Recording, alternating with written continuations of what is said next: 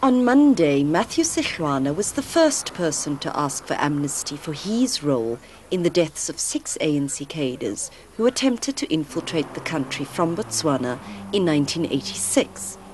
Sechwana was an informer for the Pietersburg security branch during the 80s. It was during 1986. I was working with my contacts from Botswana and Kenya.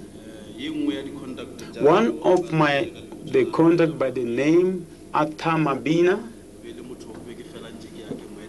it was a person I used to visit in Botswana. One day, I met him at a place where we used to meet at the border. He gave me information that he met one ANC member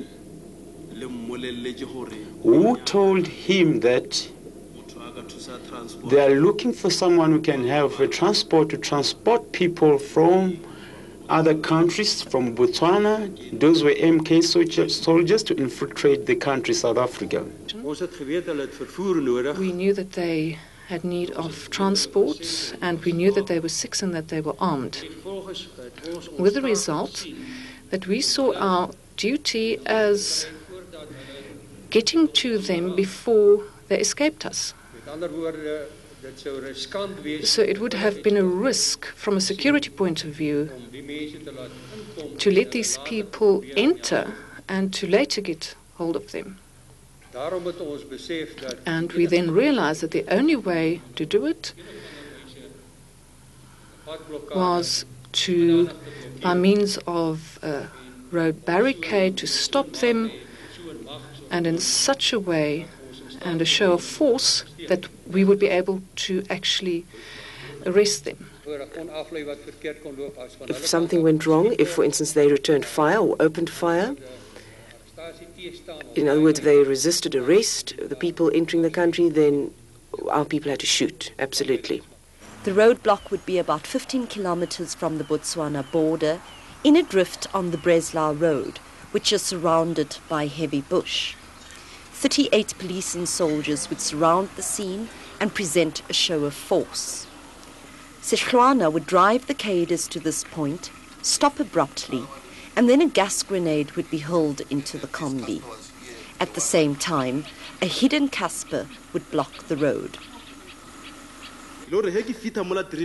When I arrived at the drift, I slammed the brakes and pushed the door out and jumped out, and I ran along the drift. From there, I didn't see what happened, but I just heard the sound of guns, shots fired. I heard the shot and I saw that the passenger in the left front seat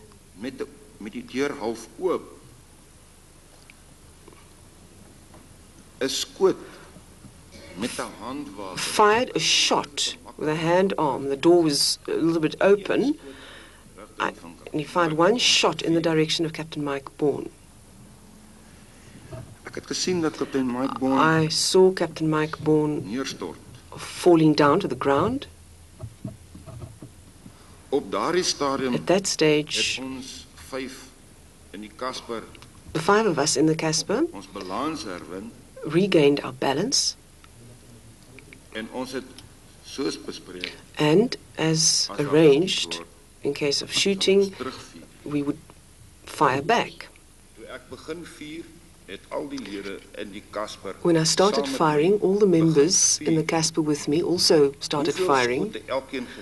How many shots each person fired, I don't know, but I personally fired about a magazine and a half. It's about 20 to 30 shots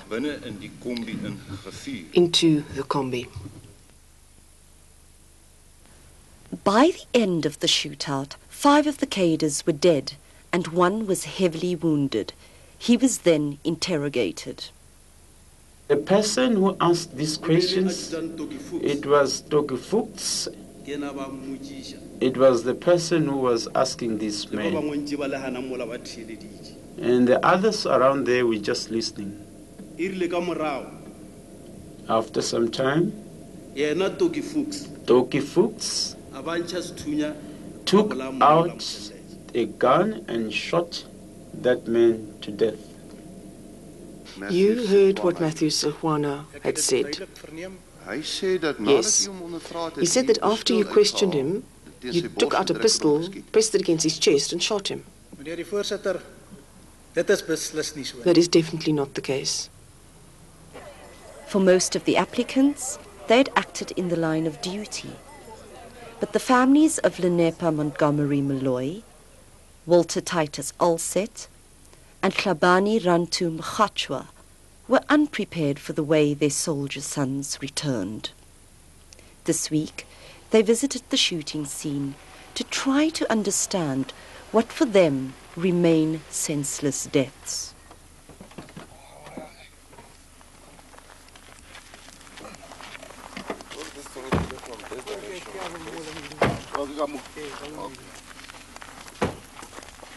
I feel bad. This is horrible. You didn't expect a man, a civilized man, to do an act like this. You can just see the vicinity of this place. The chances are very limited. No one can escape from here. Even if you can just take 2 policemen or 3, they can sweep the whole 6. But now they had a whole bloody half an army around this place. He was 16 years old when he left in 1976. A brilliant boy. Anyway, today I have mixed feelings. First of all, I'd like to congratulate the TRC, for bringing the truth forth. At least now my family is consoled because we know that the person we buried was my brother. I'm accepting it now that yes, he's gone. And other unfortunate families, I think, should also come forth now to find out about their unknown little ones.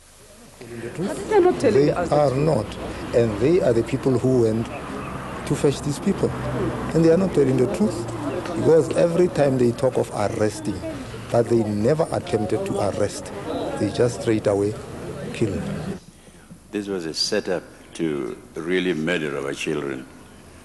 I mean, if they came into the country illegally, they should have been given a chance at least to be tried. But for them to be killed like that, like vermin, absolute vermin, was a terrible thing.